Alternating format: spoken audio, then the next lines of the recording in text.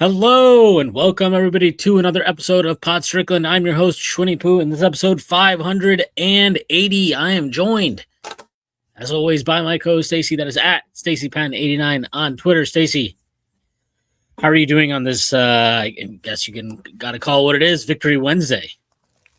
It was a grisly victory Wednesday, wasn't it? In every sense of the word. Doing all right.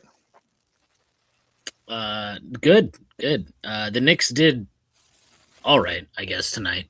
They won the game. That's all I can really say about this game of any substance. We'll talk about that. We will talk about the two games that preceded, or the three games rather, that preceded it.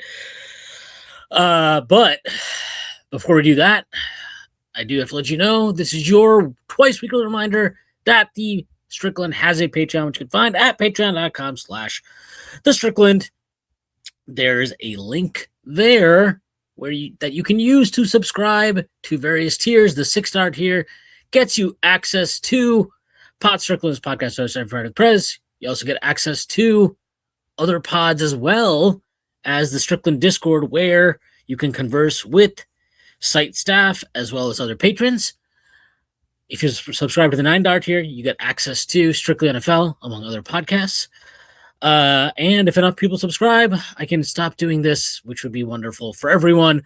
Also, thank you to our sponsor, FanDuel. FanDuel is your cover for all of your betting needs. NBA regular season, the Final Four, the championship game on Monday, single game parlays, Premier League, it's all there, all at your fingertips. Shout out to FanDuel. All right. The Knicks won today. I didn't take much from this game that was illuminating. I don't think this game told you. I don't think it proved anything positively. I don't think it proved anything negatively. It just was a game that existed on the schedule. The Knicks got up big. They were very, very loose on defense the entire game. They tightened up, to their credit, when they needed to in the second half and pulled away. But I don't really want to talk about this game. I don't want to even start talking about any of the games specifically. I'm going to just want to talk about some general things because this team has been extremely up and down, extremely roller coastery through the season. I don't think they're nearly as inconsistent as people think. I think it can seem that way when you watch team every night. I don't know how much more inconsistent I would say they are than, say, I don't know, the Celtics, who have 51 wins now. The Knicks have 49 wins. I think expectations play a big role in this, obviously, and I think that there was a severe underestimation by people of what it would require to win the conference this year, and whatever. That's its own thing. All that being said, they went on this 7-game winning streak. Now, I don't think even the most bullish, optimistic, enthusiastic fan came away from that 7-game win streak saying this team is firing on all cylinders, everything is perfect. It was obvious during that stretch that they were, the offense was not clicking, and the defense, as defense is bound to do, was a bit inconsistent. And okay, you can understand some of that slippage, long season, you're playing bad teams, maybe you let your eye get off the ball. Fine, fair enough. Well, they then played a lot of good teams after this stretch. They played Charlotte, who has been playing very well. They played Oklahoma City, who is the best team in the NBA, arguably. They played Houston, who have not been very great in many ways, very inconsistent, similar to the Knicks, but have picked it up in very recent games leading up to the Knicks game. And I would say all those games are frustrating in different ways. The Oklahoma City game, I actually thought was fine, in the sense of I didn't think the Knicks played particularly poorly. I think sometimes you have to tip your cap to their team. Oklahoma City obviously plays great defense, and they got a fantastic whistle in the game. I don't know how many times you could run that game with the numbers that were produced in terms of free throw attempts and those type of things, and the Knicks win it. I would imagine it's less than 15%. So the fact that they were in that game, they were in the mix, I thought they showed good things. I liked that Josh Hart was taking threes. I think he took 7, he made 5. I thought that was all very good. I thought their defense was competitive. And again, with a more even whistle, I think they might win that game.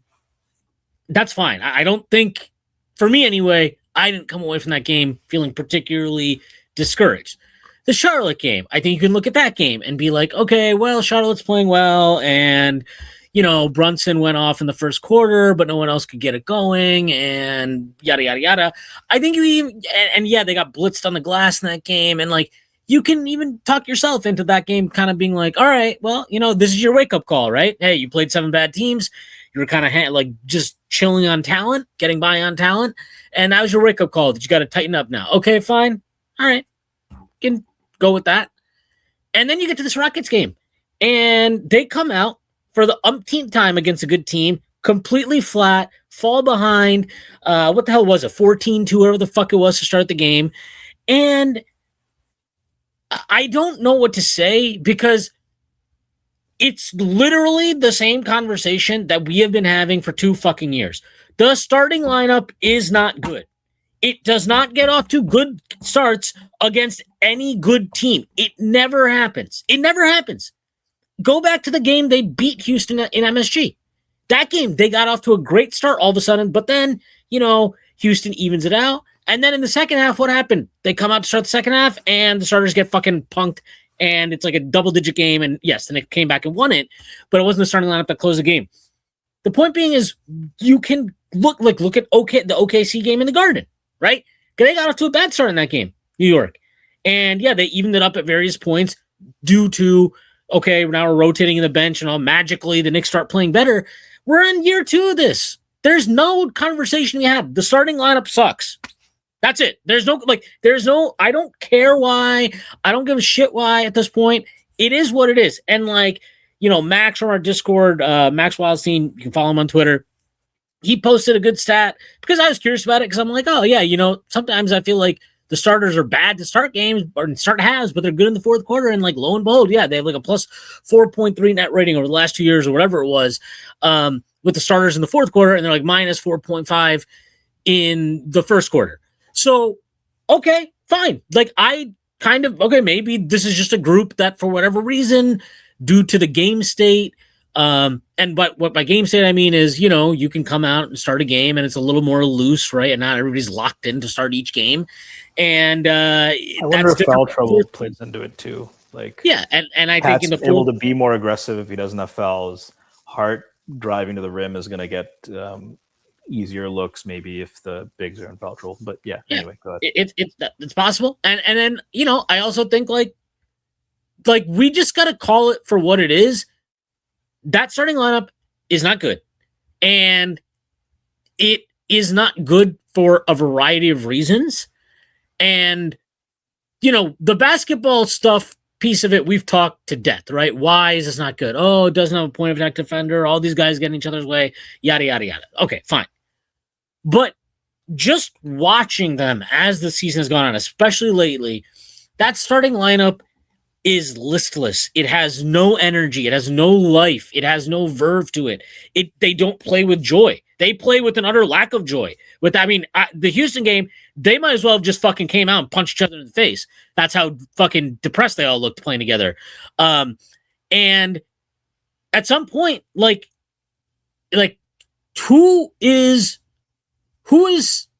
wants to put their ego aside and sacrifice, and who wants to do all that in that lineup? And we can all, when Josh Hart's we got to put egos to the side and all these things. Who is he talking about? It's all of them. It's all of them. They all have some ego. They all have something. I mean, do I think that it matters that much that the Knicks came out today and put up 7 billion points in the first quarter against the Grizzlies? No, I don't. I don't think that means that your team is better off without Jalen Brunson and they, no, I don't think that. And anybody who thinks that is, look, I don't know what to tell you. But let's be real. Jalen Brunson has started off these games and it's, let me find my rhythm. Let me get my shit going.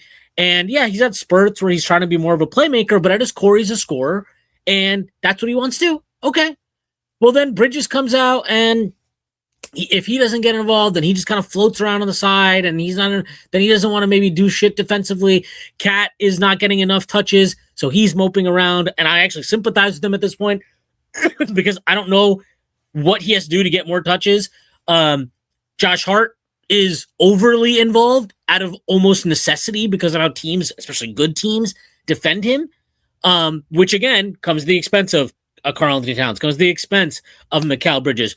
OG Anunoby might be the moodiest player in the league, who is extremely passive-aggressive, which makes it even doubly annoying. The point is, all these guys have some ego. They have something that, for whatever reason, magically, when you put them in different lineups that aren't the starting lineups, it all works better. It all looks better as a group, as a collective. And, do I think that there's an element of they're coasting? Yeah, maybe. Let's say there is. Okay? Let's just say that's actually what's happening. There's coasting. Okay. Well, what I would say is that even if you're coasting, I can understand individually that your individual output would obviously be affected by that. What I think is extremely concerning is that the collective nature of that group and just how they play together, it's just been bad now for 2 years. They never, if they succeed, it's largely because Brunson had he went off, Karl Anthony Towns went off or whatever. It's because of their individual talent. They never play, or very rarely do they play together, especially from the start of a game. And you feel that they are feeding, they are feeding into a collective, and they are enhancing each other's games, that they're all benefiting from. It never feels that way. And, what is there to say? And I don't know what needs to happen for that to change. But at this point, I'm done believing that, they're going to snap their fingers and all of a sudden one day we're going to wake up and those 5 guys are going to be fucking awesome playing on the floor together. The evidence is there. We've seen it now for 2 years. It's not a good lineup. And basically any variation of that 5-man group, 3-man pairings, 4-man pairings, whatever, all of those are better. And not only are they better, a lot of them are fucking awesome. They're great lineups.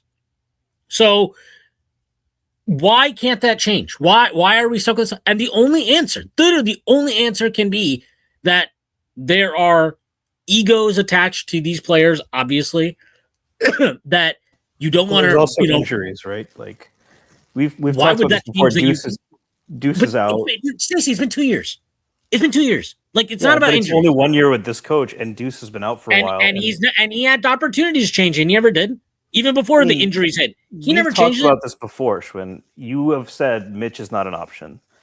Mitch is not an option. Shamet is not as good as Hart. Okay, Bridges. So Deuce McBride is back. Did he start? No, but he's also working his way back from injury. No, so that's it. That's it. He didn't start, right?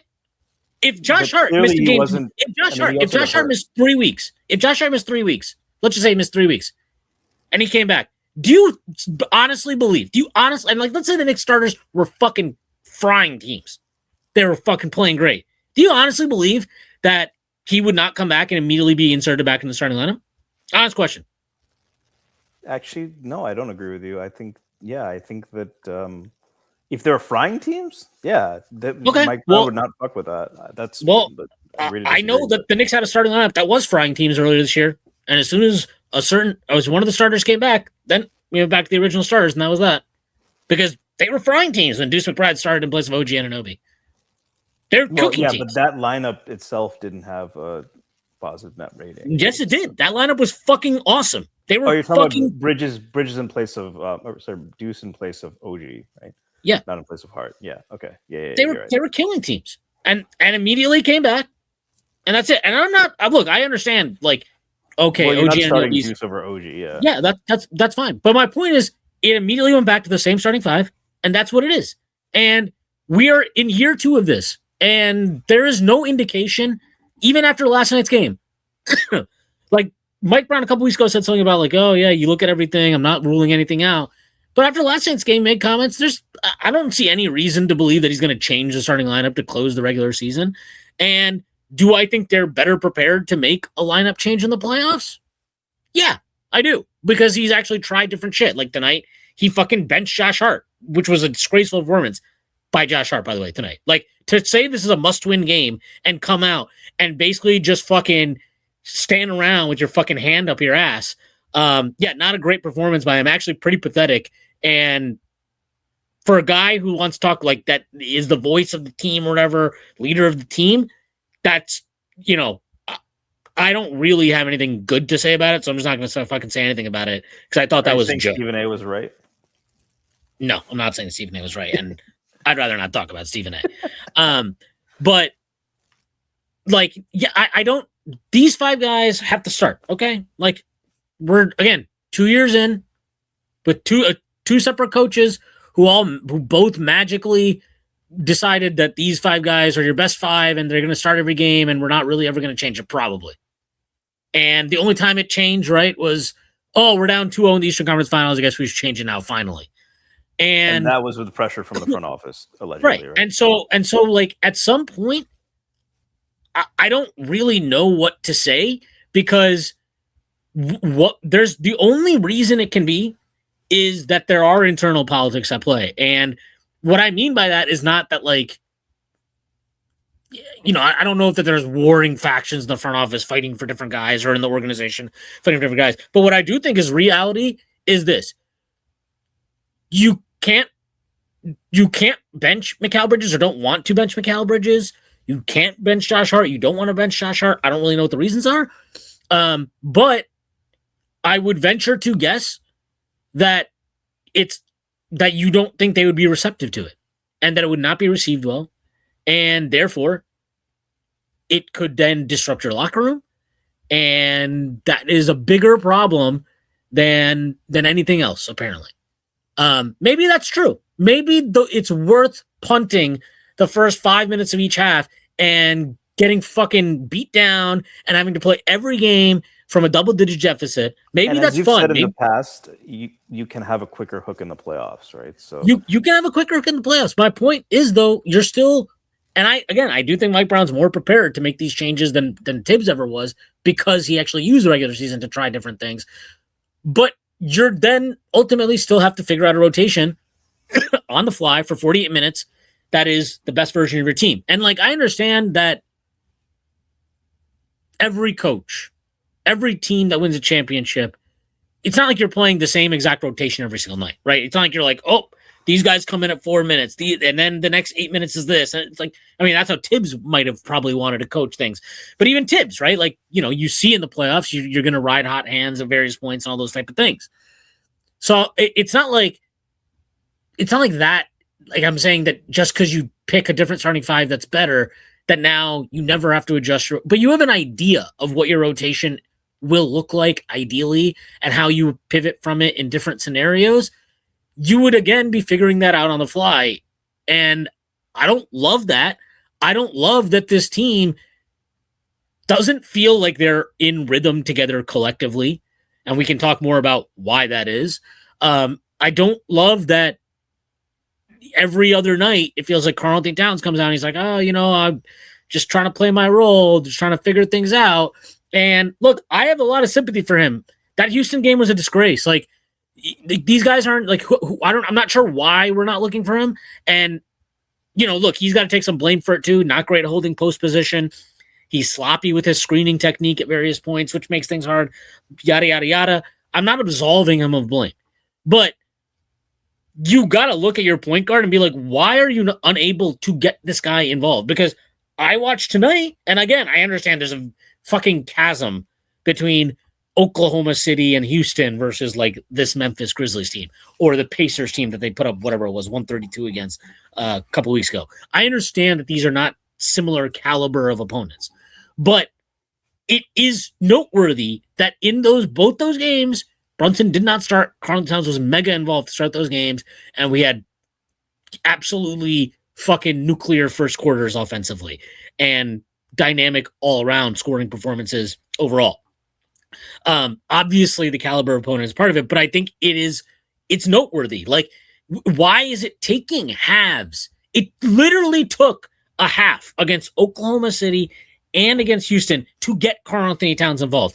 And he was clearly pissed at halftime yesterday. I don't know what the hell he said at halftime. Probably said, give me the fucking ball, guys.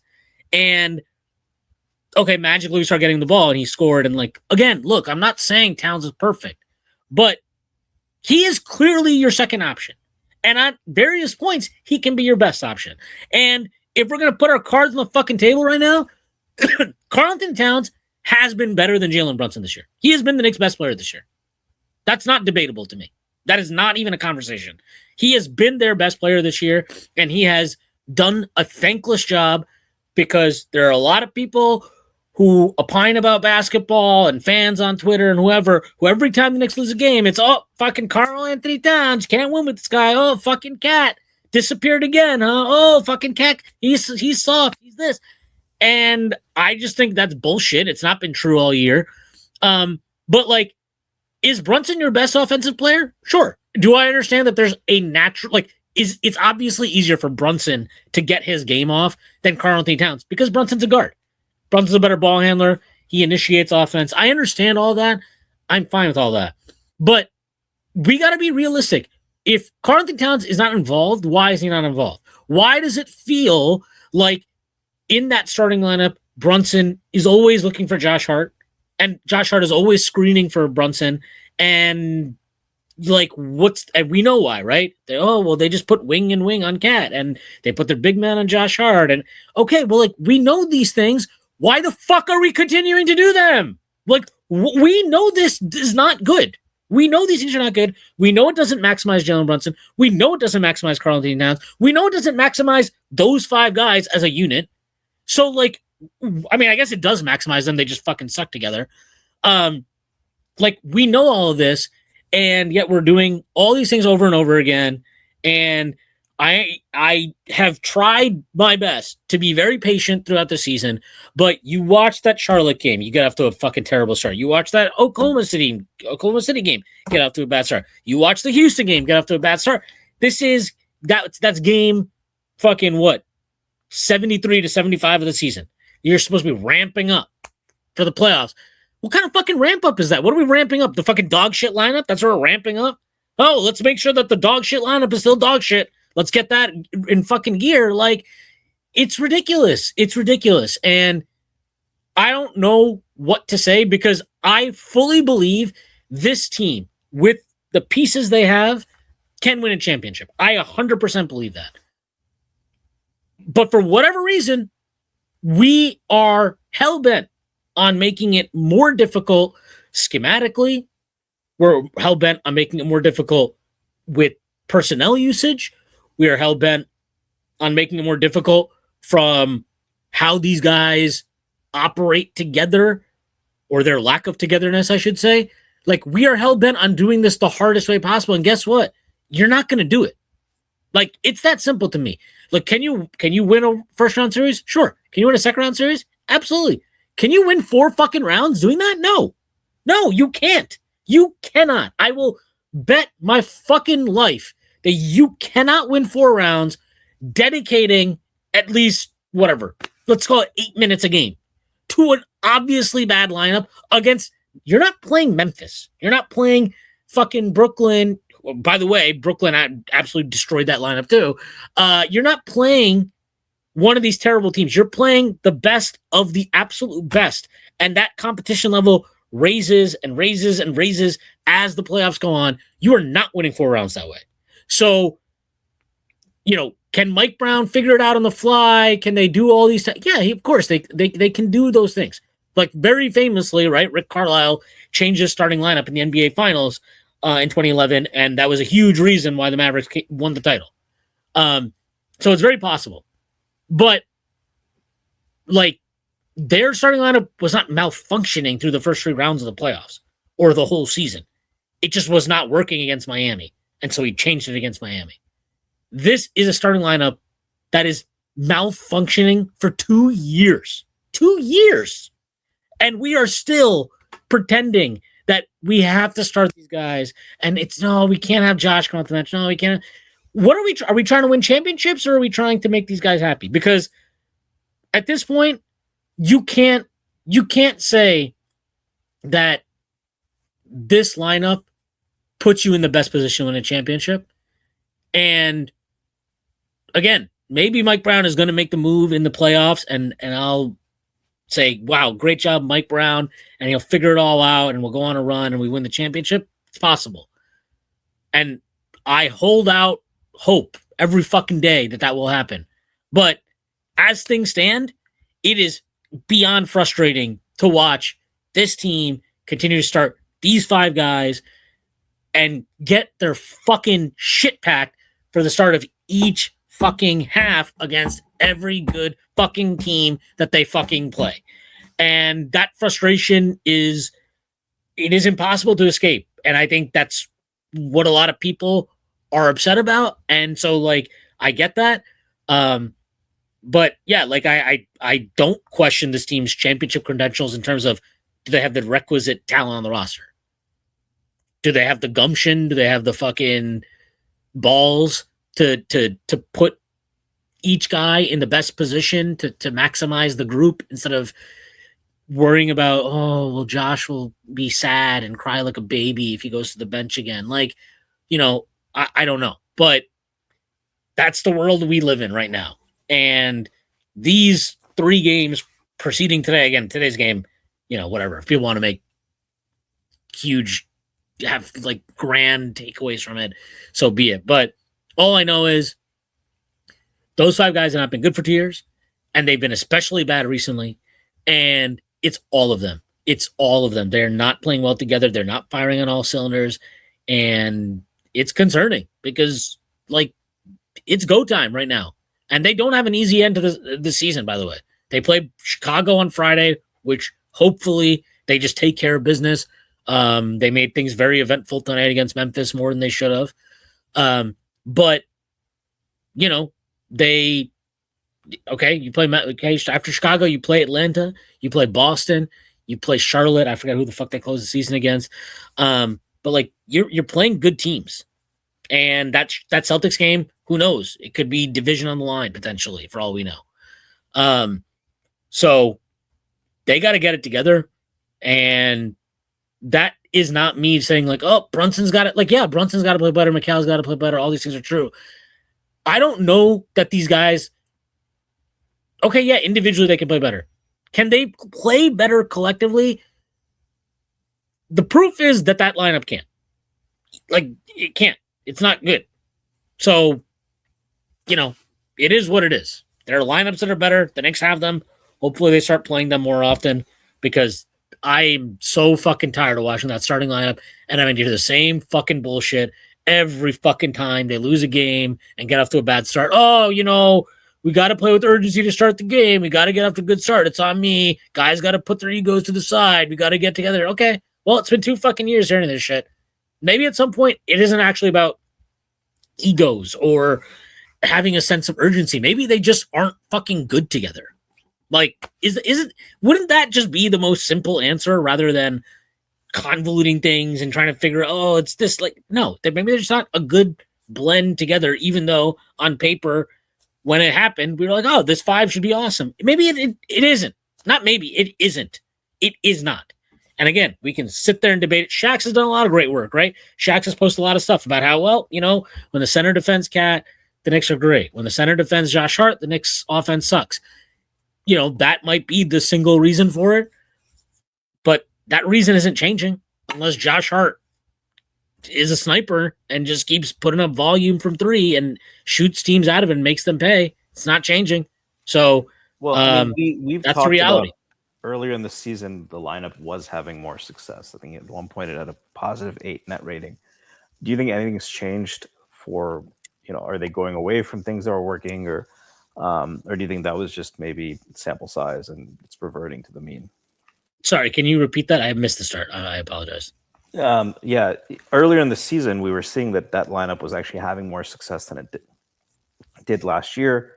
I think even when teams were putting a center on Hart, and I'm curious if you think if something's changed, or maybe it's just reverting to the mean. I think it's reverting to the mean.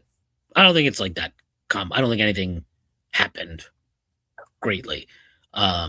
Yeah, I just think it's reversion to the mean, and okay, like I mean it's kind of bound to happen, right? I mean, maybe I think that there are certain things Mike Brown has improved at the lineup. Sure, I think they're better defensively than they were last year, but like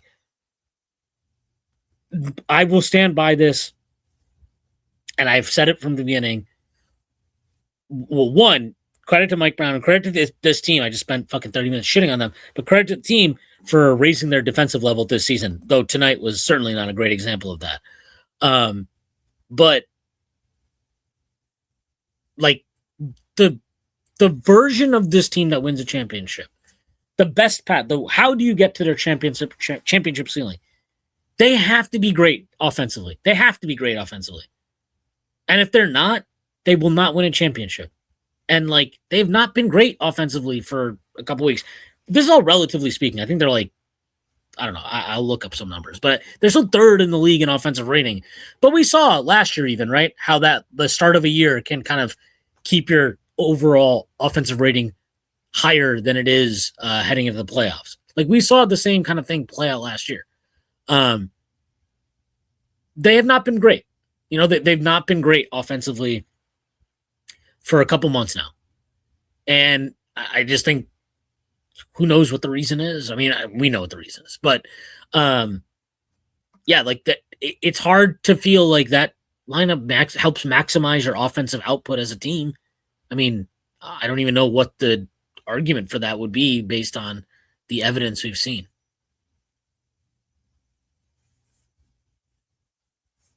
Yeah, I mean, it seems like there should be fixes, right?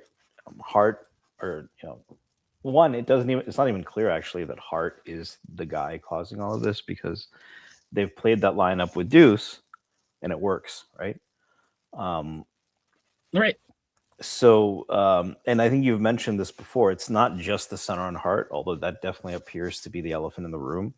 The wings just don't complement each other that well, the three starting wings. Well, yeah, just to be clear, to build on your point, like I was bringing up Hart is defended by a center. That's only in the context, like you're right, like that doesn't work in the context of that lineup. For whatever, like you take out Mikal Bridges or OG or whatever, you throw Deuce in there, all of a sudden things work. And again, we've talked endlessly why that is, right? Deuce stays out of the way offensively. He's just going to hang out at the 3-point line and put up threes, and he's got a quick trigger.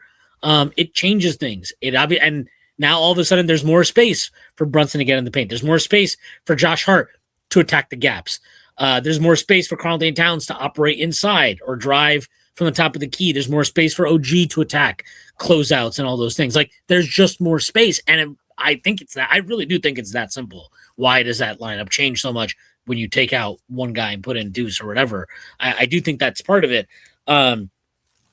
But yeah, I mean, you're right. I should have been clear about that too. Like, it's not about blaming Hart, because I don't think it's Josh Hart. Although I will say again, today he was disgraceful. But like, yeah, it's just that 5-man group. Just it is what it is. They all got issues when they play together. So we talked about this a few weeks ago, and I think you were at the point where you said, I don't think you were in favor of starting Shamet over Hart. Assuming, Deuce is not available, let's say Deuce is still ramping up back from injury. Are you at the point where you would say even Shamet would be better starter than, because Bridges just isn't happening? There's a good argument that Bridges should be the one. Well, Bridges is never hurt, so that's a whole other fucking part of it.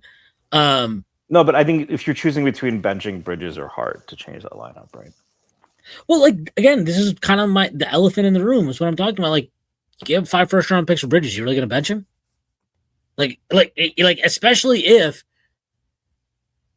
you think you might want to trade him this offseason, does that help his stock? I mean, maybe he comes maybe he goes to the bench and he's fucking killer off the bench. I mean, that's possible, but it's also possible that, and this is where I think the concern is, it's like, oh well, maybe if we bench him, he's gonna mope around and be upset and like actually turn into a pile of shit. Yeah, so that's a problem. Again, would I rather start Shamet? It sounds ridiculous to say, because you're like, Josh Hart's an infinitely better player than than Landry Shamet, but like, I mean, I might at this point. Like, again, but this is again like how does benching Josh Hart for Landry Shamet work, right? Like, how's he going to take that? This guy was fucking pissed that Mitchell Robinson was starting over him, and Mitchell Robinson is better than Josh Hart. He can't play the minutes Josh Hart can, but he's a more impactful player, and he was pissed about that. He's moping around. He's having a fucking tantrum. Go back and watch that first Chicago game of the year if you want to. Watch an NBA player just throw a fucking tantrum for all his minutes on the floor. He was embarrassing himself. And, he kind of got his shit together, and then he got the opportunity to start again, and he played really well, and he has played at a good year. Josh Hart's had a really good year. But, what's the dynamic there? And it just, to answer your question, I guess to go back to the Shamet piece, like, would I start Shamet? Honestly, at this point, I'll just start anybody. I just can't do the starting thing anymore. Like, I understand why it's happening. It's just kind of unacceptable to me at this stage. It's just like, what the fuck are we even doing here? Because this team is just not. You're not winning a championship this way. That's all I can say. Like, and that's the goal, right? Like, you didn't fire Tibbs because you're worried about making like the second round or something, right? Like, that's not why he was fired. We know why he's fired. You basically said, we don't think he can win the championship with this team. And, maybe it's possible. It's hands up, we got to say it. It's very possible I'm 100% wrong. And no coach could win a championship with this roster. Maybe that's true. So that's part of it. But what that was saying to me was, we don't think you put this group in the best position possible to give us a chance to win a championship. And we're not sure you ever will put a group in the best position possible to win a championship. Those are assessments I quite frankly agree with. But now we're back to kind of square one. And, what does it say? What does it mean? I don't know. Why did we fire Tom Thibodeau? I would push back a little bit on. I don't think we're back at square one. I think they have had some more creative ways to deal with some of this. I think part of it is, to your point, the listlessness, which I think goes beyond just the starting lineup. I think they want to get to the playoffs. I've been saying this. I understand a lot of people disagree.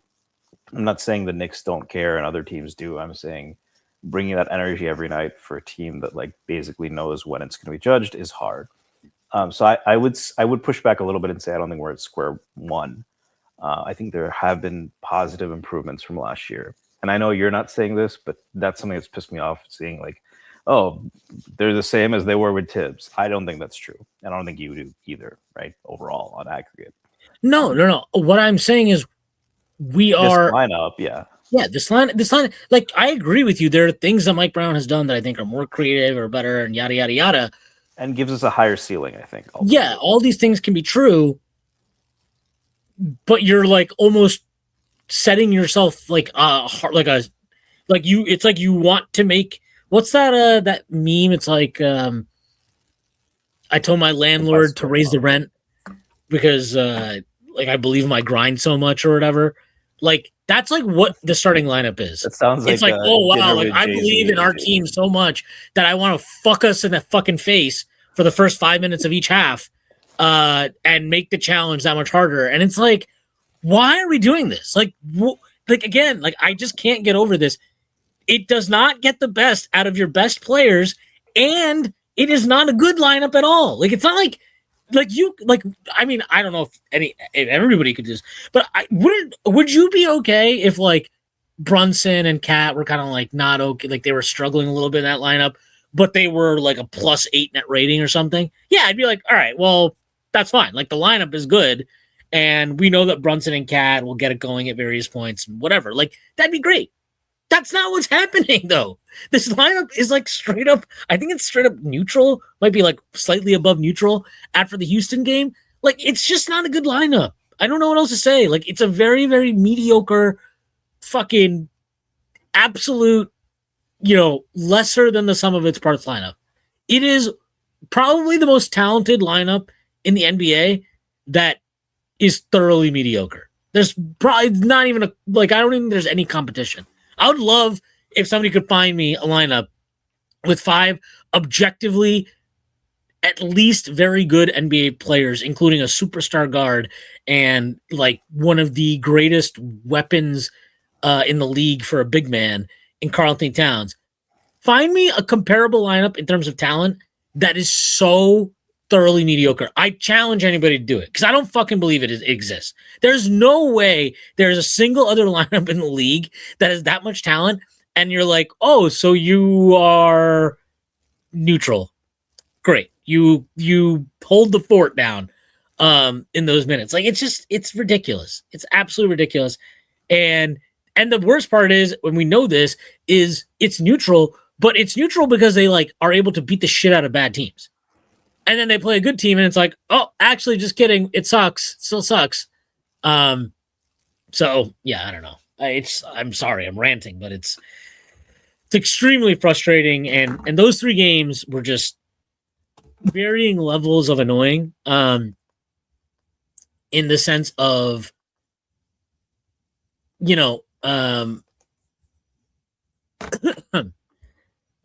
again, you can explain all of them in some ways individually, but 3 in a row, the way that they lost on the heels of probably the least inspiring 7-game winning streak in NBA history, it's just not a great look. And I don't know what else to say other than that. That's what it is. And really, I'm sure you watched the Rockets game. It went beyond just oh, they're not playing well. You could just visibly see they were fucking not there. They were not together. They didn't play together. They did not. That was a hangover at all from the. I mean, it wasn't a back-to-back, but the OKC game, they're in it. That's obviously a team that they probably were up for that game, and then you lose it. Do you think that maybe carried over at all? I'm not saying that's an excuse, but I'm curious. If it carried over, that's on them. That's just that's horseshit to me. Of course, yeah. It's a national TV game against. But they seemed very low energy in a way that was all right. I don't think this is a systemic thing that's wrong with the team. They just played I don't know. You say that, but they get out to terrible starts all the time. And a lot of them are low energy starts. So is it I don't think it's that out of the norm for them to come out and just play fucking assholes for the first 6 minutes of a game. They do it all the time.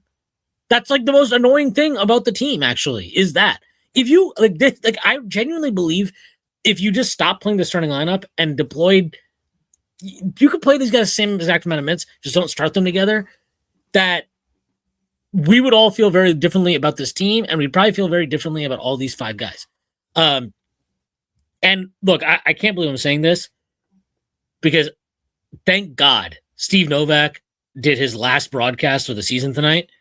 He made one singular good point in that broadcast, which is that he basically was oh, fans want Bridges to have a big game, and Karl Anthony Towns to have a big game, and Josh Hart to have a big game, and OG to have a big game, and Brunson to have a big game, and it's just not realistic for them to all have big games together.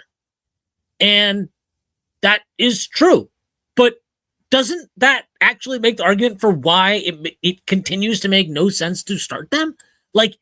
They are not capable of all having big games together, so it actually makes sense to spread out the wealth through the rotation, spread out the talent through the lineup, and instead we're consolidating it, and it sucks.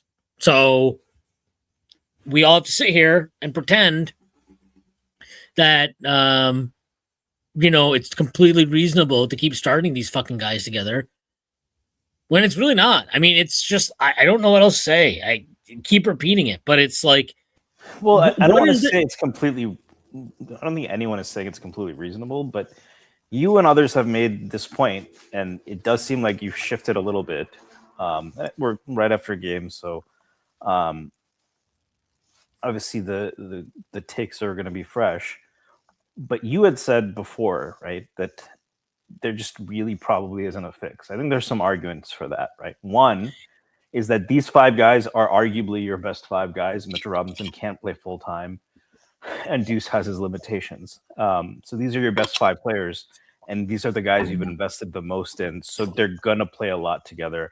I know you just said to that point. I heard you. You said, well, if you didn't start them together, maybe it's just at the beginning of the game. But it definitely seems like you've changed your mind a little bit, because I think you said there isn't really a great fix for this. Well, the fix is quick hooks, whatever. And I definitely have shifted on this, because how can you not? Like, I just don't know how you watch the Oklahoma City game, watch the Rockets game, watch the Hornets game. I mean, really, what is there to say? Like, they played 3 good teams and they got their fucking asses kicked in all of them.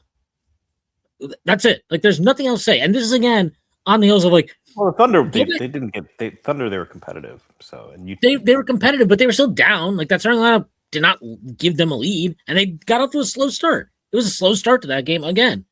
And again, this is on the heels of watching some of these, again, during that 7-game win streak.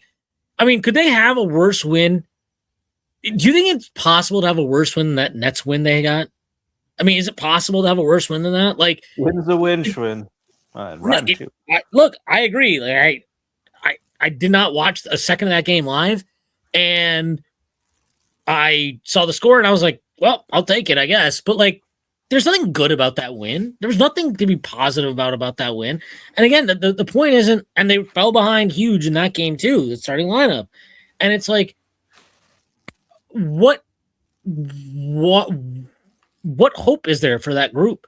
And what hope is there for this team if, you're going to be playing teams the caliber of Houston, you're going to be playing those teams probably in the first round with the way things probably will shake out. They could play the Hornets, and the Hornets do not look like a joke. They could play the Hornets. They could play the Hawks, who've been on a tear. They could play, I mean, I guess the Heat have kind of fallen back to earth, and Orlando basically looks like they're ready for fucking Cancun. Who knows how the matchups will work? They could play Philly for all I know. Like, they could play any of these teams. And those teams are probably at the caliber of Houston. I don't feel great about playing any of these teams being like, well, we're going to play the starters the first 5 minutes of each half. That might just lose you the series. I mean, it nearly lost us the first round series last year against Detroit. Like, that is a thing that almost happened. So this idea that, like, I mean, I'm not saying you're propagating this, but like that I don't think it's just about, again, and even if they are coasting, which I buy, by the way, like, I buy that there's a level of coasting, even while you coast, yeah, but even while you're coasting, you can look like a cohesive unit that enhances each other, and that is not happening. It has not happened for a long, long time. So, I've definitely changed on this. I completely agree with that. Deuce McBride is back now. I don't care that he hasn't fucking made a shot, basically, since he returned.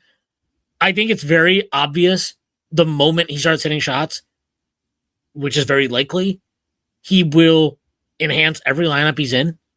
And it is even beyond more obvious to me, he might not be one of their 5 best players, but every time he's on the floor, he makes life easier for one of the 5 best players. And that's more than you can say that they do than they do for each other. Like, same with Mitchell Robinson. If you want to tell me Mitchell Robinson's not one of their 5 best players, fine. Because minutes matter, and fine. I'll tell you this. When Mitchell Robinson's on the floor, life gets easier for one of those 5 best players in the team than it is when he's not on the floor. Same for Deuce McBride. Same for Landry Shamet, maybe.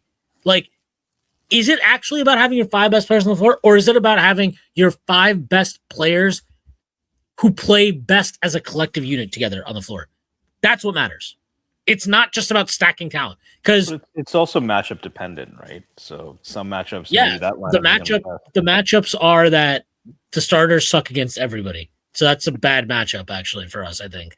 But like, you think that's independent of opponent, which I think I would agree. I think there are cases where Mitch with that lineup in place of Hart or Bridges is the best lineup. Maybe. But I'll tell you this one thing. I am 1,000% sure that the Knicks' best 5-man lineup does not involve all 5 of those guys. And until the point in time comes where we embrace that from the start of a game, I feel very strongly that it is kneecapping this team so unnecessarily. So yeah, within that lineup too, we I think the focus is usually on the wings. It has of late been more on Brunson and Cat. It almost feels like there's these factions. I think the Ringer. I didn't look at the author. I'm like 95% sure it was Michael Pena because no, it was the one that came out today. Yeah, the Knicks have a cat Danny problem. Chow. Oh, that's a little okay. That's surprising because that definitely looked clickbaity and like you're not watching the Knicks if you think they have a cat problem.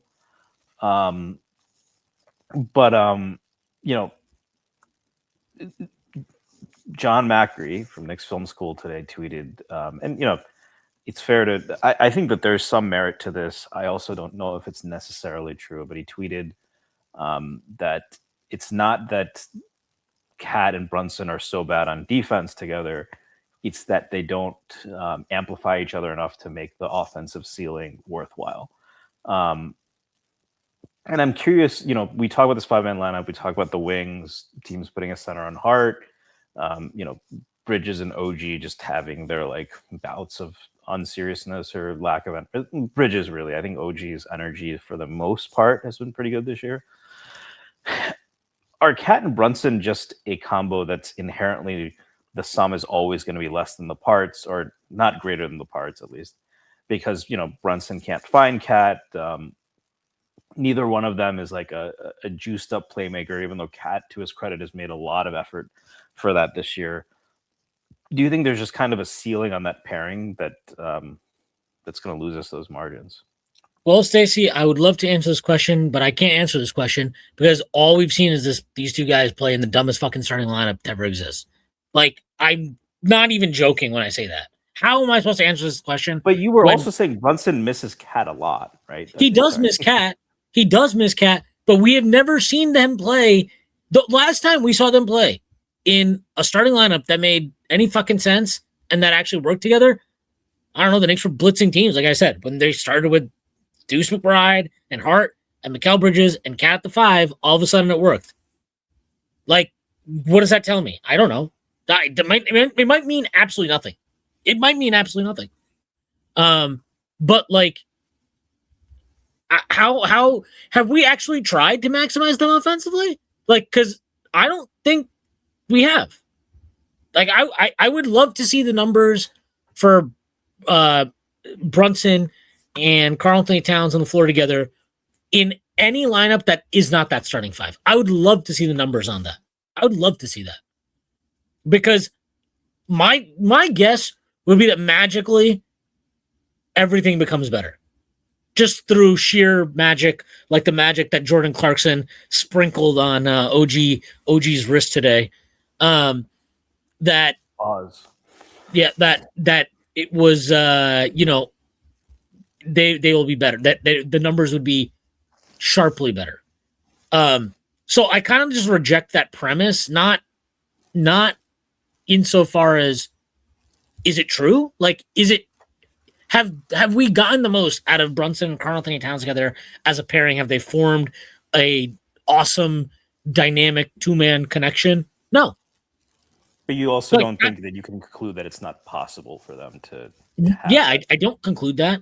And what I would also say is that when that group was assembled, when they made the trade for Karl-Anthony Towns, what we were actually told was this, right? The actual theory at that time was this team will be fucking great offensively. They might be unstoppable offensively, but they might never get a stop. They might be terrible on defense. And, you know, they're not the greatest defense to ever exist, but are they still top 10 even after the last 3 yeah, games? they're definitely top 10. They're 100% top 10. But like that's what they are. They're like a top 10 defense with these guys starting and playing a lot of minutes together. So we've already disproven that part of it.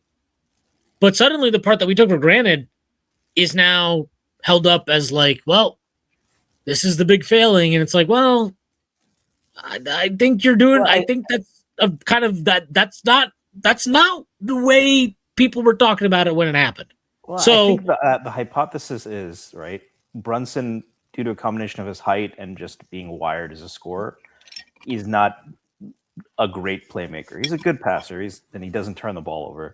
And then Cat, and so when Brunson has had success, it's often with another playmaker who can create and allow him to not be the sole creator, as a passer and getting everyone involved. And Cat really is more of an elite play finisher who can create a little bit. And I think that's kind of the hypothesis that, one, Brunson's limitations this is the whole Becky Hammond thing too. I don't want to rehash that, but the limitations in terms of height and as a passer are really and it's fair for you to say this is also shifting goalposts, because people said that about his defense first. Now they're saying it's the passing. But I think those are kind of why the idea is like, how can they really amplify each other? Especially if Brunson just can't find, like, there are times even with Hart on the floor with them where Cat's open for a pick and pop and Brunson just doesn't hit him. And Cat's not the only player. He rarely hits Mitchell Robinson for lobs. In general, I think he's not great at throwing lobs, and that's not some huge failing. I've defended Brunson as much as anybody, but I just wanted to reframe that like as kind of the feelings ball hypothesis, even though I agree with you that we haven't had enough data of them. We haven't tried enough different things to maximize them to conclude definitively. But I think there's basketball reasons, I think, why you would hypothesize that.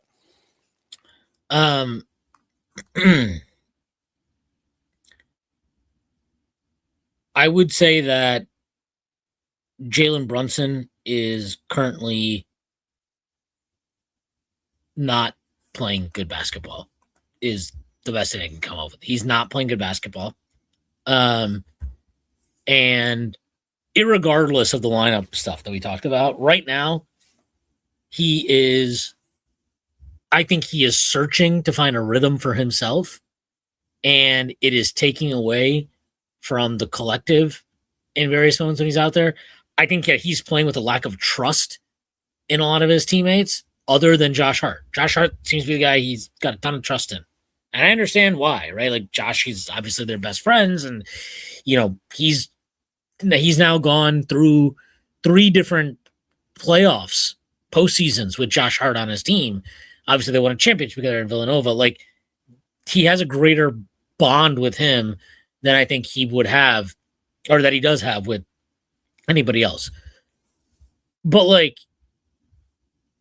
we've got to be real and, like, say, I think the easy thing has been all season to be like, well, Carl doesn't do enough to get to get himself the ball. He doesn't get enough. He doesn't work hard enough to get good post possession. He makes stupid decisions with the ball. Yada yada yada. All that is fair and true and good. But Brunson has not had a strong season for me. Like, this has not been a great Brunson season. It's been his worst season in New York from my perspective. Which is a high bar, to be clear. Like, he's had some, pretty much every season before this has been awesome. So of course, but like that's the bar. We're trying to win a championship. We're not trying to be very good. Like, we're trying to win a championship. It's hard to win a championship if your best player is not playing like his best, like the best version of himself. I'm saying, you're not saying it's 21-22 Randall. It's just like no. Come on, be serious. But like, there's really no question to me. I can believe, and I do believe, that Jalen Brunson's the best player on the team. But he has not been the best player on the team this year. That is unquestionable to me. He has not been the best player on the team this year. Karl Anthony Towns has. And I think a big reason for it is I don't even know what. Here's what I will say. Again, I want to be very clear. You played Memphis, who fucking sucks on defense, without Brunson, and then they played without Brunson against the Pacers, who were, I think they'd lost 14 straight at that time. They are the worst team in the league by record. These are terrible teams. But if you watch back this Memphis game and you watch that Pacers game back, what you'll see is the ball getting up the floor faster, a lot more movement a lot less deliberation prior to initiating any action. And you see more purposeful movement off the ball, better cutting, sharper cutting, better screening. All these things are tied together and create a better offensive system. And earlier in the season, I thought Brunson was doing a great job of moving off the ball. And I think he was benefiting from it. He was having his best scoring season. I think he was at like 29, almost like 29 and a half points per game through the first 30 games of the season, or whatever the hell it was. Tweaked his ankle against the Kings. And he's been worse since then in terms of his movement, in terms of his ability to consistently finish in the mid-range, the floater, all those things are worse. So it's possible a lot of this is just being brought on by him dealing with an ankle thing. He missed the game tonight with right ankle soreness. So maybe that's actually what is going on. Which one, like that's not maybe going anywhere. So that kind of sucks. Like that's what it is. But two, ultimately he's on the floor and he's not so hindered that he still can't put up 33 against the OKC Thunder. You know what I mean? Like he's not so hindered that he can't put up numbers at various points. But he's got to get back into embracing what this is all supposed to look like, because what we were told was we wanted to have more movement. We wanted more ball and player movement, right? Tibbs was fired so that Mike Brown could come in and introduce all this great motion, wonderful stuff. And we have seen that at various points this season, especially when the Knicks are going good. I mean, go back and watch the Denver game that they fucking smoked Denver in. By the way, another game that the starters got off to a shitty start in somehow. But like he's just, to me, he is not playing in rhythm and he's hunting for it. And while he's hunting for it, it is hurting the collective rhythm of the team. You know, like, do I think that fixes the starting lineup if he plays with more pace and urgency and all blah? No, I don't. But like, it would be better. And it's just, there's just been too much of like, you know, him trying to mismatch hunt, dribbling around and all these type of things. There's been too much of that over the last month or so. He has got to find a better balance. Like, we need the ISO killer, you know, we need that from him, and we need him to have that level in him to succeed in the playoffs. But we also don't want to depend on it to the degree that we were dependent on it in the past. And that's as much on Mike Brown as it is on Brunson. And like, I just see a lot of like, well, you know, Brown's system isn't doing enough for Cat and Brown's system. And I'm like, okay, like that's fair. Like, fine, you want to call it that. But I'm just going to call a spade here. And I just don't think Brunson's done a good enough job. And, you know, you want to talk about like a reason why the starting lineup, that group doesn't work. Maybe it's not like Brunson's wired as a scorer. Does that lineup look different if it's more of like a playmaking point guard who is loosey-goosey, gets in the paint, free-flowing type of deal? Would that group look better? Maybe. I think there's something to be said for that. It's possible.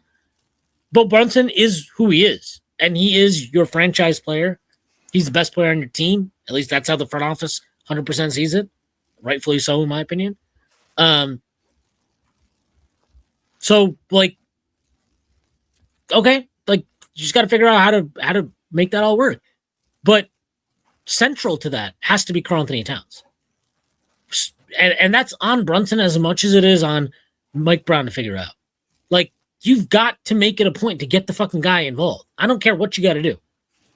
And like I said, I know that Karl-Anthony Towns doesn't make it easy sometimes with his inability to establish and hold post position, with his kind of lack of fluidity as a DHO ball handler at times.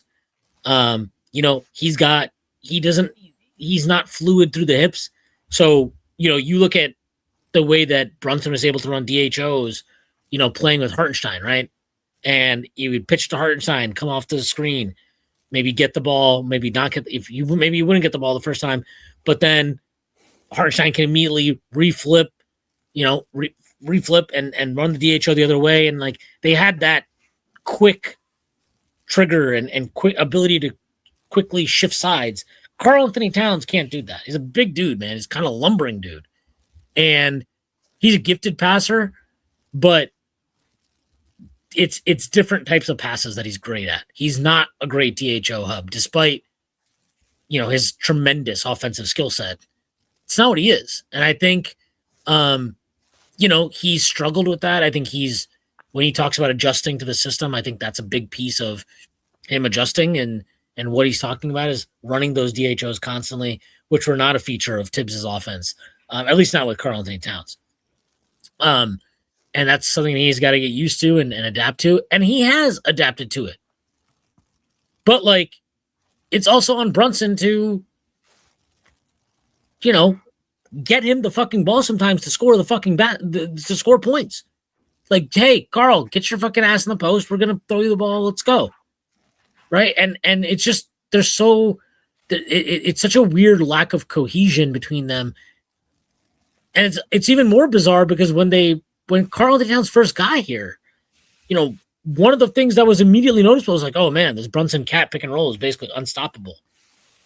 And then it became stoppable. And we all know why. And I don't want to belabor the point. We already talked about it, the center on Hart thing, whatever. But it still shouldn't be that easy. And, again, maybe this is also why I would love to see the numbers of what those guys look like without, when it's not that starting lineup on the floor. But either way, I think Brunson's got to do a better job getting Karl Anthony Towns involved. I think he's got to do a better job buying back in, I would say, into the system, which means bringing up the ball fast. To the idea, getting off the ball quick, making purposeful cuts and movements off the ball, not just to get back the ball to score, but also to create space for others to take advantage of. He's got to get back to trying harder on defense. Like a lot of people have said. I mean, at this point, I don't give a fuck. Who cares? Okay, it's related to you trying hard on defense. That's dandy. Guess what? We need you to be fucking awesome on offense to win shit in the playoffs. So personally, don't give a shit at this point. Like that's a cute thing to say in the regular season. I don't care. We are getting close to the playoffs. So, if you just have to make it happen. It's really that simple. Like, I don't give a fuck. Oh, you're trying hard on defense now, so it's affecting your offense? That's cute. Can you go fucking score points? Can you go do that again for us? Can you do that efficiently again? That would be great. Can you get Karl Anthony Towns the ball? I mean, what does playing defense have to do with getting Karl Anthony Towns the fucking ball? Well, you mentioned the pace and movement off ball and the energy on offense, right? So I think that's what I'm saying is the more dynamic the offense is, the easier it is to get Cat in an open space and make those reads easier. Yeah, I mean, I get all that. I'm just saying, I guess honestly what I'm saying is I don't give a fuck. Brunson, look, man, I'm not going to have spent 2 years saying Brunson's top 5, top 10 player, whatever the fuck it was, and pretending that he's playing at that level this year. He's not even close. He's not even close to the level that we expect from him.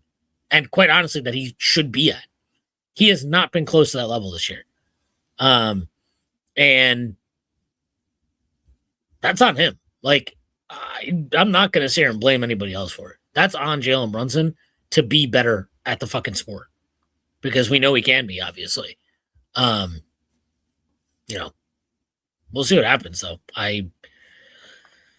Like I said, it's been, you watch this game against Houston and it's like, okay, why did it take an entire fucking half again to get Towns the ball in the post? And then he's getting these post touches and he's fucking destroying them. And look, to not just make it the defend Karl Anthony Towns and praise Karl Anthony Towns show. I mean, go back to his start of the game on that defensively, and he was terrible. I mean, one of the first plays defensively, him and Josh Hart have a huge fucking mix-up, and Ahmed Thompson just gets to the hoop uncontested. Right? I mean, those things can't happen either. And I understand, like, he's frustrated, and I get it, but, like, yeah, you can't have that. But if he's frustrated, like, what's the leader of the team doing to address that situation, remedy the situation? And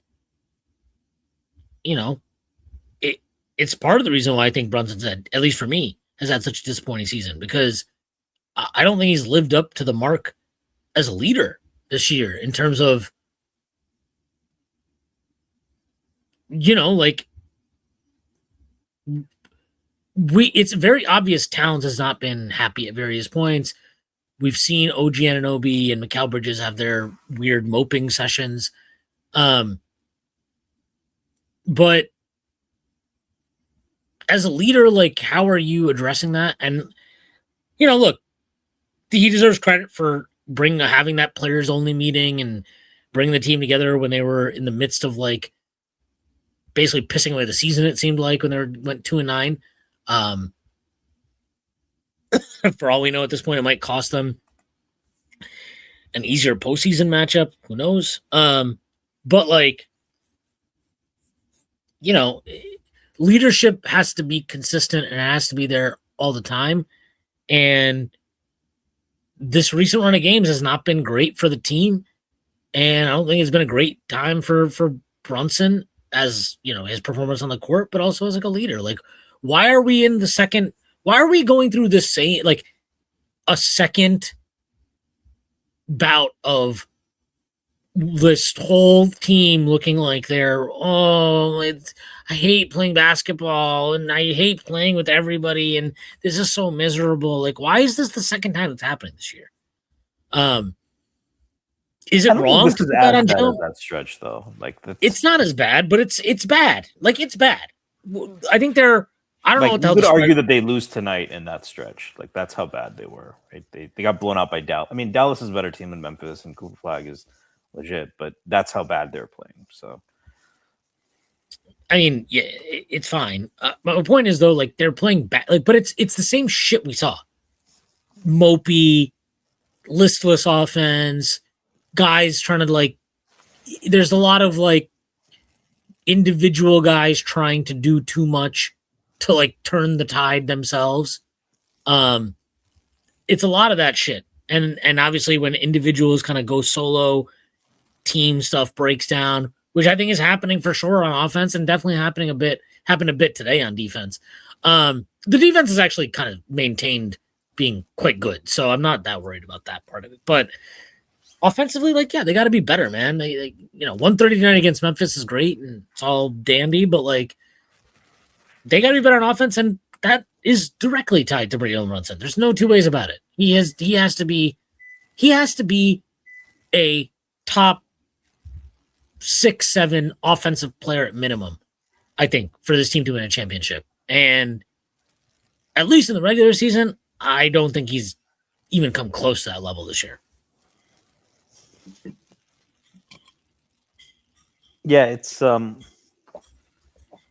definitely been it's he's always had bad stretches, right? I think I've mentioned this ad nauseum, right? But usually the first couple of months, it takes him till January until, like, it's just like, no, every middy's just going to go in, and that hasn't happened this year either.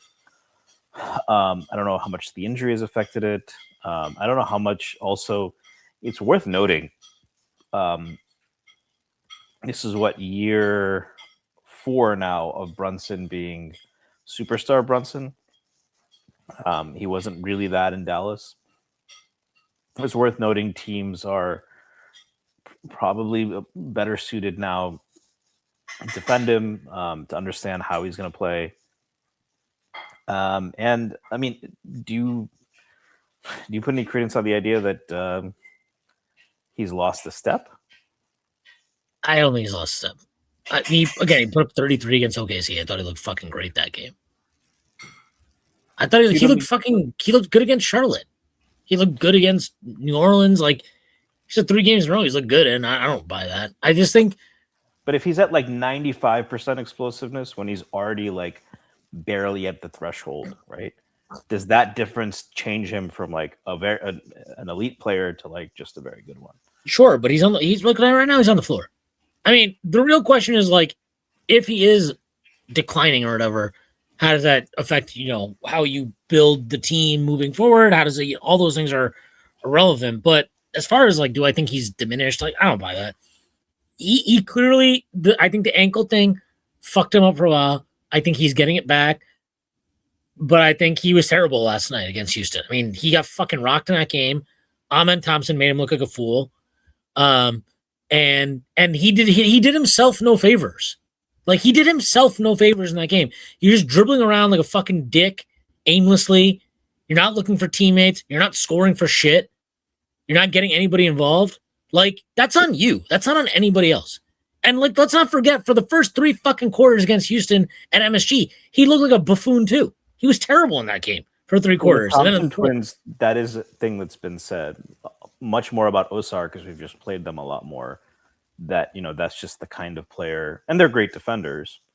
But that's the kind of player. Even people were said that about Neesmith, right? That gives Brunson problems. Well, Neesmith doesn't give him problems, so that's just stupid.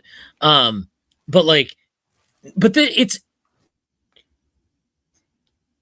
is an ego thing there for Brunson. He wants those matchups because he wants to try and cook these guys. And it's like, what are we trying to do here? Are we trying to are we trying to settle scores? Because if we're trying to settle scores, like, he did this earlier this year in that game they lost to the Pacers. The same fucking thing. Where he spent like the fourth quarter and overtime trying to like prove that he could like get the best of Nembhard and Neesmith. And it's like, why do you need to prove that? Like, you have proven this. You literally have proven that like they are not actually stopping you consistently. Like, this is not a real thing that needs to be settled right now. We see this every time we play the Hawks. Every time we play the Hawks, the guy wants to fucking go at Dyson Daniels. And it's like, there will be a time and a moment that you need to go do that. The time and the moment to do that is not in the first fucking quarter. For like 3 possessions. It's like pick your spots. And I do think this year he's been the worst he's been in terms of picking his spots. And like, yeah, the Amen thing yesterday was ridiculous to watch it. Like, what are we doing here? You're just trying to like attack Amen Thompson and you're cool with failing repeatedly. And meanwhile, Karl-Anthony Towns is pissed off because he's not touching the rock for fucking quarters at a time. And what did Towns have last night in the first half? Did he have 2 shots? Is that right? Am I right about that? Like, something like that, yeah. I mean, it's worth noting. So Thunder had 2 shots. DJ from Knicks Film School retweeted this a series of tweets from John Krasinski. I don't know. If I saw that. I don't know. To me, it's like 3 tweets from like for clarity for the audience. There were repeated tweets where he's like, he needs to shoot more. Cat needs to get more shots. So it has happened before in Minnesota. Of course it has. But come on, man. We're talking about fucking like complete uninvolvement in the offense. That is not a Towns. Like, come on. Towns wants the ball. Towns wants to be involved. He clearly was upset last night. This was not like, I've watched the games. I know the games where Towns is just kind of like hanging out. And like, okay, like, yeah, he has those games for sure. And you're like, man, it'd be nice if like Cat really wanted to go get. He wanted the fucking rock yesterday against Houston. He's begging for it. He's fucking pleading for the fucking thing. He had to fucking he literally had to throw a tantrum at the end of the first half after he got this pretty crazy assist to close the half. And he's like pissed off walking off the floor. And like, that's what it required for him to get the ball coming out of the second half. Like, that's ridiculous. And I'm sorry, like, maybe it is too harsh, but I think it's fine to be harsh on Jalen Brunson because I'm not sitting here saying trade him, fucking he's terrible, we can never win. No, I'm not saying any of that. But you got to be honest, like the guy's not hitting the fucking level this year. He's not. He has not. Period. Flat out. And I truly believe that he's going to make an All-NBA team. I'd be shocked actually if he doesn't. And I would say that it's probably the least deserved one he's going to get. Like, it's very hard for me to look around the league and feel like, do I still think Brunson is a top, 5, 6 perimeter guard, engine, whatever you want to call it? Yeah. Do I think he's played like that this year? No. Like, that's his true level. Year, I would say Donovan Mitchell has been flat out better. That's not something I ever would have said in any of the other years. Like, and that's not to say like heading into fucking late April, early May, who would I rather have? Like, I'm still taking Brunson because I've just seen him do it. I've seen him do it in the playoffs consistently, seen him raise the level, I've seen him meet the moment, all those great things. But, March and February and January, like, we're not talking about what we're going to do I'm talking about what has happened, transpired through the course of this regular season. I'm with you. I think Mitchell's had a flat out better regular season than him. I think if Maxey didn't get hurt, he was having a better regular season than him. I think, Luka's had a better regular season than him. SGA, obviously. Whatever. I don't want to belabor the point. But, like, he's had a flat out just an unimpressive season for his standards so far. And, blame whoever you want for that. I know there'll be people that say Mike Brown system and whatever.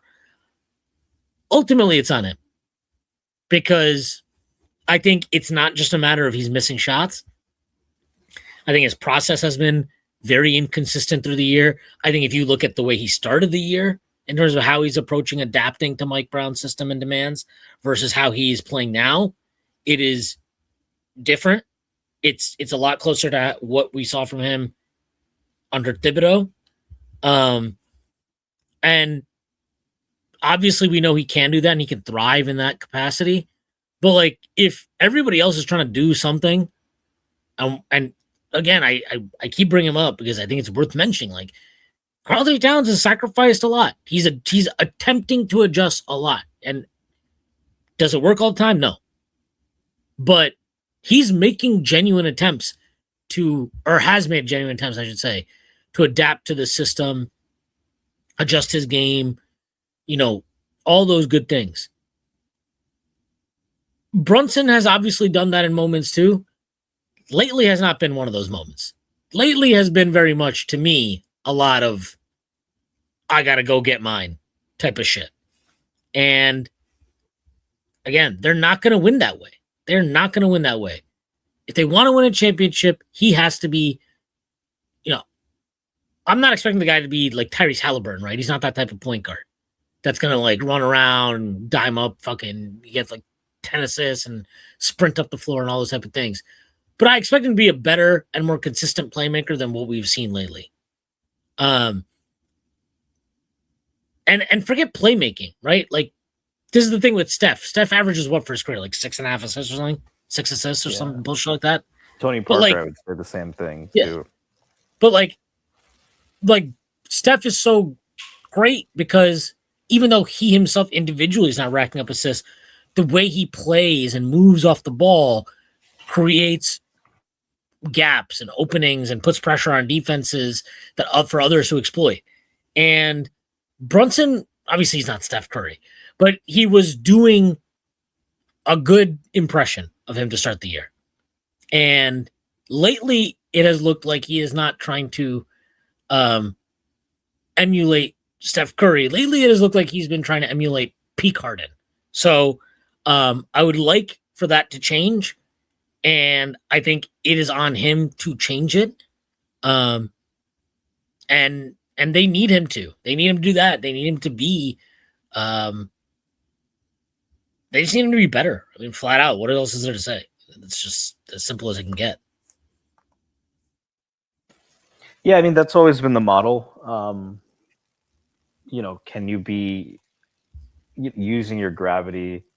Because Steph is a better passer and he's a little bit taller, but Steph's greatest passes are often where he gets himself into space, he gets the defense scrambling, and then like if Steph out of doubles, I think beyond the simple read, he's not making the Luka type passes because he doesn't have the height.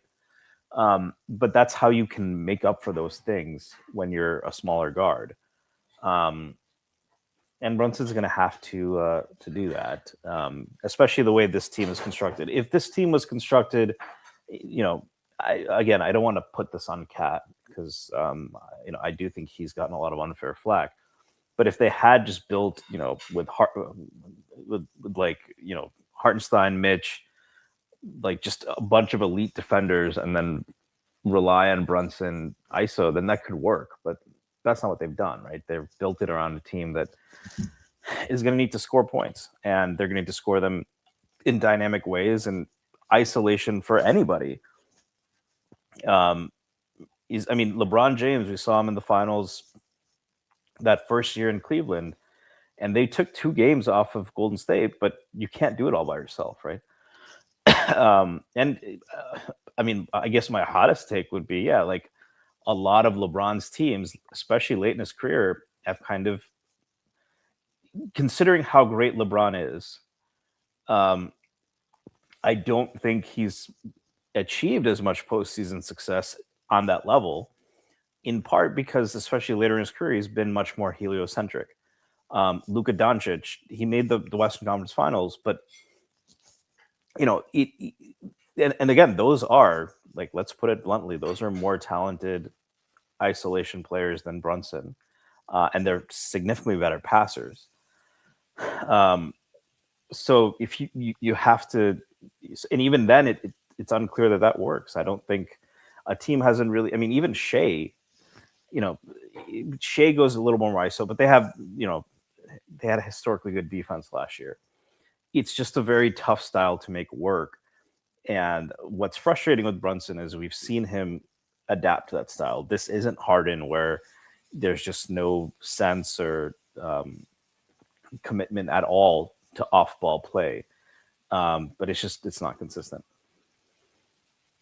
Yeah, it's not. And I don't know what else there to say about that. Moving on from the Mustang, I do want to go back to Josh Hart. I want to wrap up with this. Josh Hart has been an awesome Knick. He has been, I mean, he's definitely been worth the cost of the price of acquisition. I have no qualms about saying that. He's had he's had big time moments for the Knicks in the playoffs. He's come up big for them in various spots. Is he perfect? No. Has he had obviously bad moments too? Absolutely. But, you know, you would say on an aggregate, he's been a fantastic player for the Knicks. This ties into like what I'm talking about, what I was talking about earlier in the pod about egos and all those type of things. If Josh Hart, I don't know what the dynamic is inside the Knicks locker room, so I want to preface this by saying this is entirely speculative. But like, Josh Hart is Brunson's basically his best friend on the team. He is his podcast partner. He is virtually, I guess at this point, grandfathered into the starting lineup because whatever. They mentioned on the broadcast today, right? They went out and got a shooting coach because Josh Hart asked them to get a shooting coach or whatever. I mean, I think that story is probably exaggerated extremely. I doubt that Leon was just like, oh, well, Josh said we had to get a shooting coach, so that's why we got one. But like, he's been empowered in this organization. He's a leader, I think. At least he talks like a leader. He acts like a leader. He is the voice of the team in many ways. He's the heart of the team in a lot of ways. But like, if he's such an outspoken guy, and he's such a kind of big character in the locker room to the point that you have to start him, even if maybe you don't want to, or maybe if that's not what's best for the team is probably a better way of putting it. And if this team does fall short of expectations, if they don't at least make the finals, I think it brings up an interesting conversation of just like, what are we trying to do? Or what should the Knicks do with Josh Hart moving forward? Because, you know, I think it's easy to talk about Mikal Bridges and Karl Anthony Towns and how if we come up short, those guys are out the door, and like, you know, I think it's almost inevitable that if the Knicks do come up short, Mikal Bridges will be moved. I just, again, no intel, or just, that's just my gut instinct. Karl Anthony Towns, I think, is a little bit of a different question. But I think Josh Hart's dynamic and his standing in the team, all those type of things. Like, I think in some ways maybe you really have to consider moving him on top, and then you just think about his, his play style. He's 31 years old. Like, how does that age? And you're going to give him a new contract, et cetera, et cetera. Like, I think you have to think about all those things too. But I don't know. Like, I guess, like, do you think like that's like a real thing? Like, I don't know. I kind of feel like if I was Karl Anthony Towns, I think there would be times I'd be extremely annoyed with Josh Hart. And obviously, like, teammates are going to get annoyed at each other. It's not like that's some unique thing. But I do really wonder if that whole dynamic of Josh is like the best friend of the franchise player and all these type of things, if that can be a detriment at times. And if so, is that something that, maybe the Knicks need to move on from in the offseason? Yeah, I mean, I get the point, and I don't want to seem dismissive of it.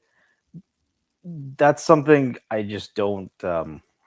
I think if they don't make the finals, or if they make the finals and lose to San Antonio, is tough because they probably have some upward mobility because every day their guys are in their 20s.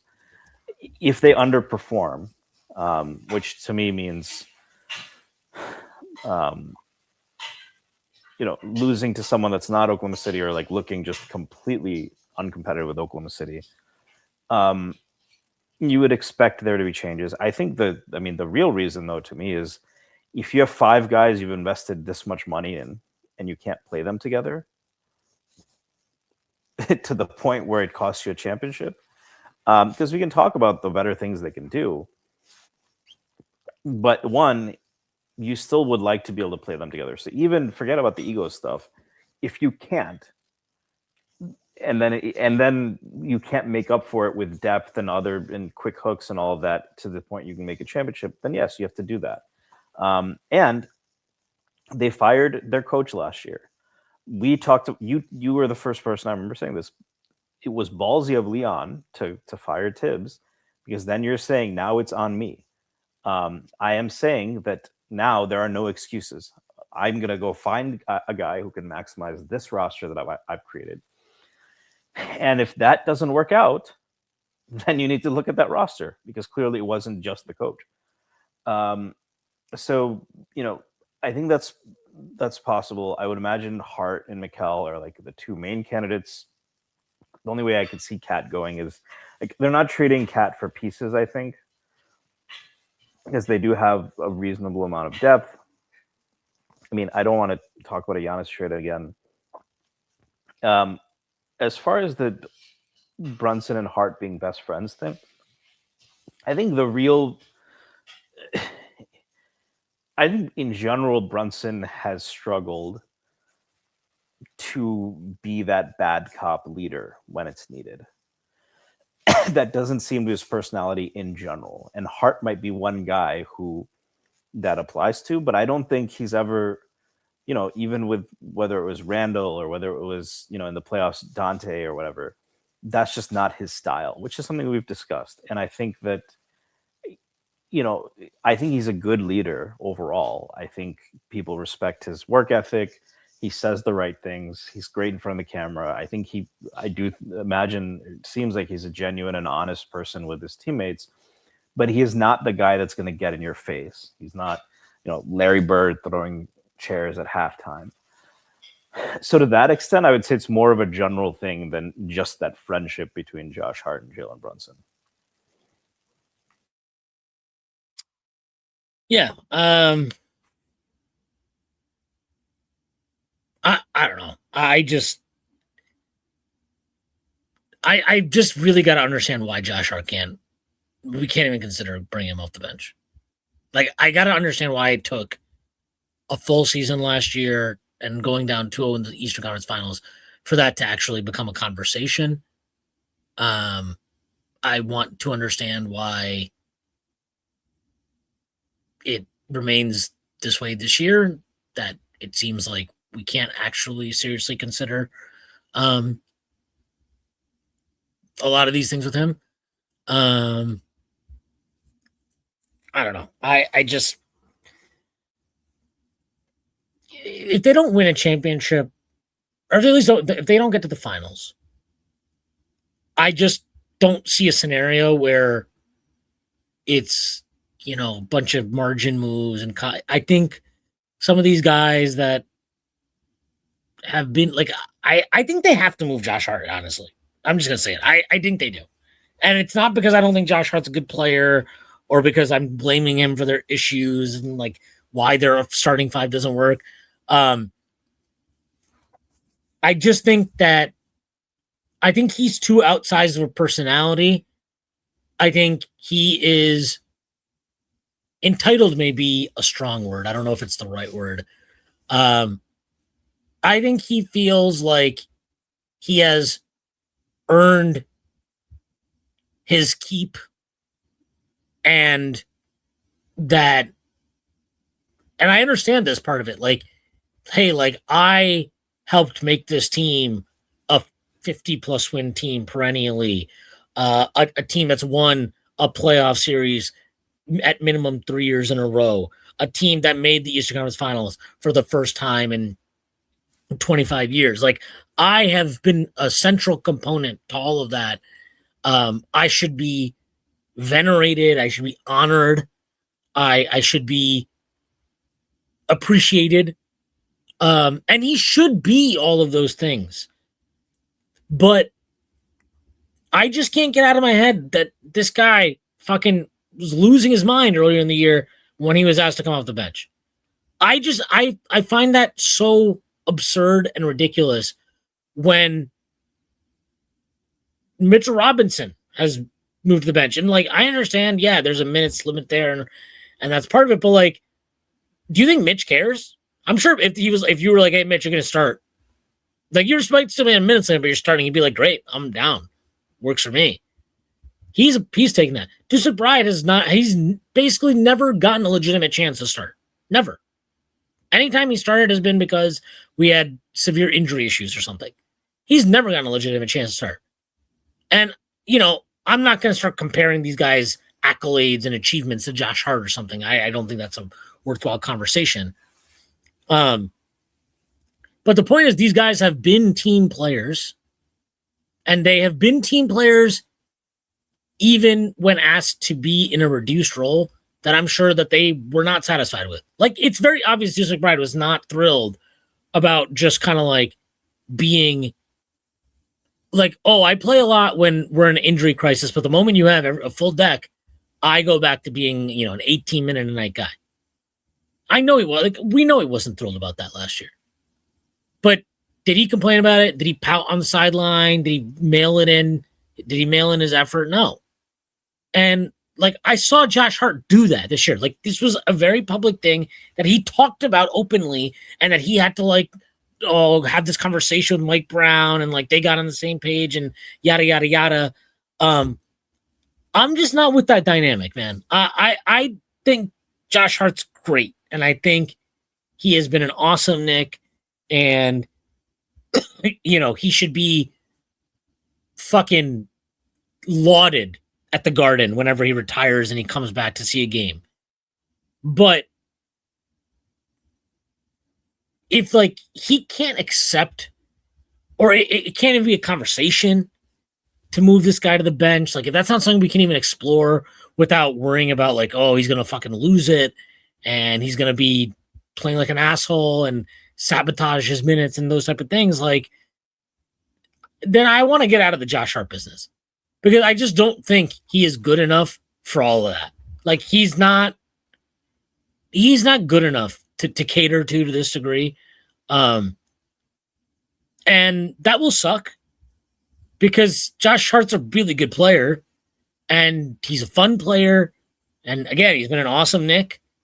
And as much as maybe he has an outsized voice in the locker room, I think the fact that he does have a voice is very, it has been good. and will need replacing if he goes, but that's the way it works. And I don't know. I can't help but feel like it's maybe the best thing when we're talking about evolving the team moving forward. Again, this is also a conversation where I'm getting a little ahead of myself. If the Knicks make the finals, like I'll probably be sitting here saying like, oh man, give Josh Hart the keys to the city. But like in the scenario where that doesn't happen, and we can talk about why it doesn't happen, what are the reasons, and like you said, it could be any number of things completely unrelated to Josh Hart's voice in the locker room or whatever. But like I think that's a tough dynamic. And when I say voice in the locker room, I'm not just talking about like, you know, he is actively suppressing others' kind of voice, ability to lead or something, but he might be such a big figure, big character, that it affects the way you manage a locker room and manage your rotations and run your lineups. And at that point, like, he's just not good enough for all that. I mean, I guess like his start to the year when he wasn't starting and he was playing, I don't think anyone would claim it was anything short of putrid, and he had made some questionable comments. Do you tie that completely to him being pissed off? Or, you know, maybe that's just adapting. It is a new role. It's adapting and all of that, you know, like I think if you're adapting, if you're adapting, that he's necessarily like, okay, so to your Cat was adapting, and I understand Cat's still starting and whatever, but he's like his role is different, right? What do you do? And people can be like, well, it's not that much. It is different. I'm sorry, it is different. Whatever. I don't want to. That's not the point I'm even making. The point is like Cat is adapting, right? Now, Cat has made public comments, several throughout the year, but what's the most he said? I feel lost. I'm still figuring out my role. When he's been obviously unhappy about his touches, he's said, what did he say after the OKC game? He said something like, that wasn't part of the game plan. I'm just trying to be like, whatever it was. You know, we're still trying to figure it out. I think that was the comment. Whatever. It's fine. That's the most, you know, thing he did. And I think on the court, has he been mopey at times? Sure. But I mean, it was nothing like that. It was nothing like he's actively like so demonstratively pissed off and just kind of like upset. And as soon as he checks into the game, he's fucking, you know, you can just tell the dude's not even fucking mentally there. I don't know. I just, and guess what? You know what? If Karl Anthony Towns, if you want to say it's the same thing, fine. Guess what? Karl Towns is 50 times better than Josh Hart. So, yeah, I'm going to like give the guy that's been our best player of the year this year more of a pass and more of a leeway than the guy who, well, very good, and like I said, deserves all the respect in the world for what he's done here. He's not at that level. And like here's the level Josh Hart is at. Josh Hart should be a player where he's 100% in your rotation. He absolutely plays every night. But that should be willing to accept games or moments or situations where a coach may want to put him on the bench, where a coach may cut his minutes to 20 minutes a night or whatnot. And if he can't accept that part of his role on a team is to be flexible in the way he's deployed and used, then to me, he is no longer, he is outgrown maybe, or maybe the team has moved beyond, or I don't even know how to phrase it. It's just not, that's the role he has to accept, in my opinion. The relationship has run its course. Yeah, it's just, it's not healthy then. Like, if he can't accept that, that's a really big problem for me. And it's a big issue for me. And And if you want to say it should be the same thing for Mikal Bridges, guess what? I agree. I've advocated before that we should keep Josh Hart in the starting lineup and move Mikal to the bench and start Deuce McBride. So, like, if that's your counter argument, fine. I agree with you. But I do think that applies to Josh Hart. And, I am very interested to see how all this plays out. Obviously, the playoffs come first, and that'll be great. But I think this could be a summer of great change with this Knicks roster. And I think it could be a summer of great change even if they do make a finals. We shall see. I don't think they'll make the finals if they don't have quick hooks and somehow come to an agreement with Josh. So there's that. Right. Well, that will suck. But we'll see. That's why we play the games. All right, Stacy. It's a good chat. And I have to do this, but I forgot until now. Over on FanDuel. The Knicks are the let's do this here. The Knicks are third in the conference to win, or they're third. They have third best odds to win the conference. They're plus 470, Cavs at plus 270, Boston still at plus 180, leading the way, and then Detroit's after that plus 650. Charlotte and Philadelphia have both their odds have shortened at plus 1900 and plus 2200. So that's pretty interesting. Look. My belief that New York is the best value is it's taken a hit the last week or so, but I am standing fast. I believe in this team, contrary to what you might think, having listened to this podcast, that they will still win the conference. But can I also? Yeah, I'll reverse something I've said a lot.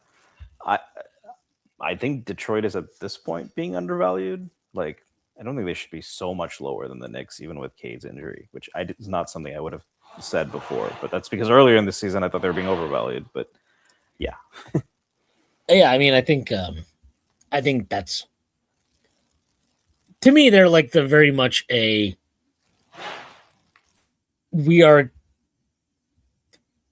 try hardness they have is going to translate to the playoffs. They're going to be a great defense.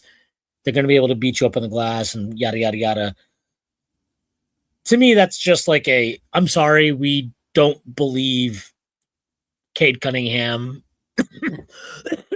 is good enough as your sole creator.